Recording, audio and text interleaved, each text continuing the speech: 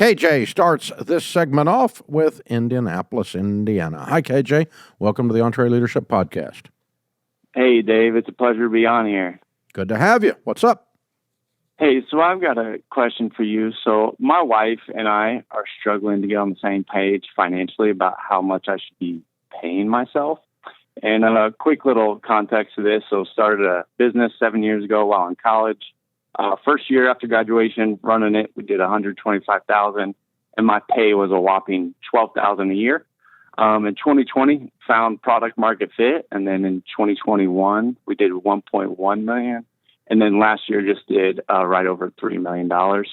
We have 12 employees, and we're completely debt-free, and about a fourth of that $3 million was profit last year.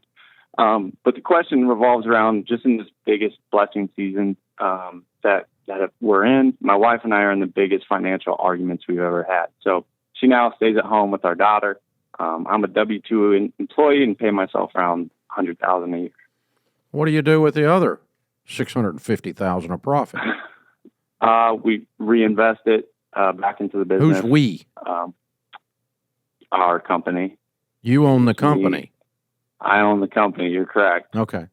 So I reinvest it back in my company. Yeah. Okay. Why such a heavy reinvestment? I think one of my fears too is just like, we caught fire a little bit last year, and to ever have to go down and pay. Whereas the more cash that we have, the more we're able to take risks. Okay. So last year you made a $750,000 taxable income. That's correct.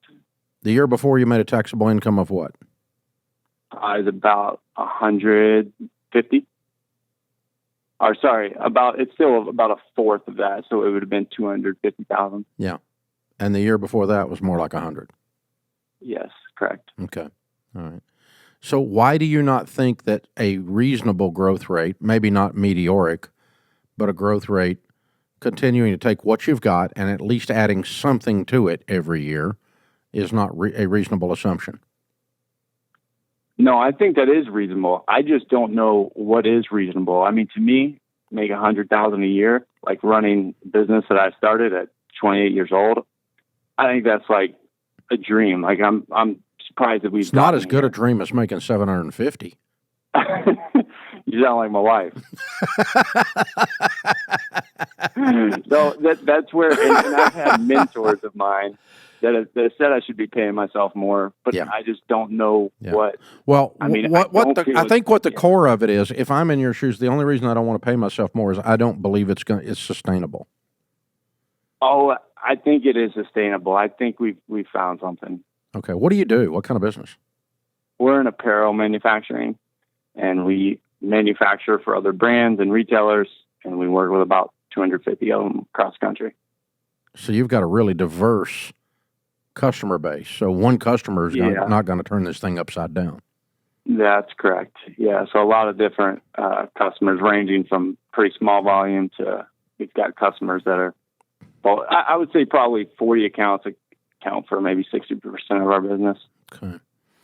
One of the things that all of us that love our business and are passionate about being an entrepreneur have the potential to struggle with is our business can, in our wives' eyes, become a mistress. Mm-hmm. She's probably, I've seen it happen a lot. It actually happened to me as a young guy, too. Probably a little jealous that this business not only gets a lot of your love and attention, but it also gets a lot of your money. It's almost like a girlfriend.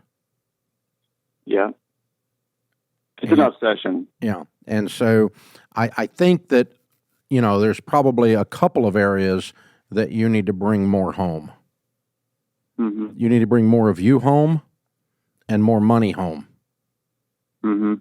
And then you've got a sustainable situation. Because if the home fires aren't burning hot, the business is going to die.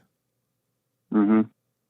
It just doesn't work. So you don't want to be the guy who has a hugely successful business and you turn this into a $100 million top line, making $25 million a year profit, and she's gone. You don't want that. And I'm not suggesting that's happening today, and she's not either. But what we are dealing with is the balance between our ambition and passion and love for what we do and who we do it for. And so I have to look up occasionally and go, oh, yeah, by the way, I do this so I can go be with that wife of 41 years. And that's why we've been doing this for 41 years, because we keep that stuff in check. So, I think you need to at least double, if not triple, your take-home pay. That would be my advice to you. And I think you need to be careful that that you don't look at your phone when you're on a date with your wife.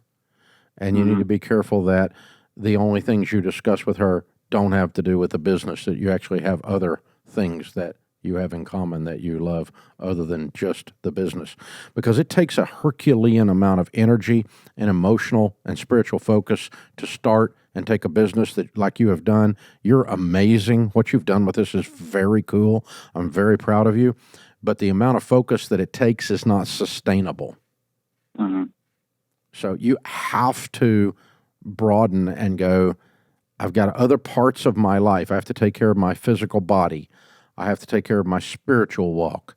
I have to take care of my relationships, and that's the wife in this case that we're talking about. So, make sure you're leaving bandwidth away from just business and money to do that. And an indication of that is you're going to take more home of yourself and your paycheck. And I'm not saying stop doing what you're doing. I'm just saying dial it back about 3 notches. Click, click, click. Turn the knob.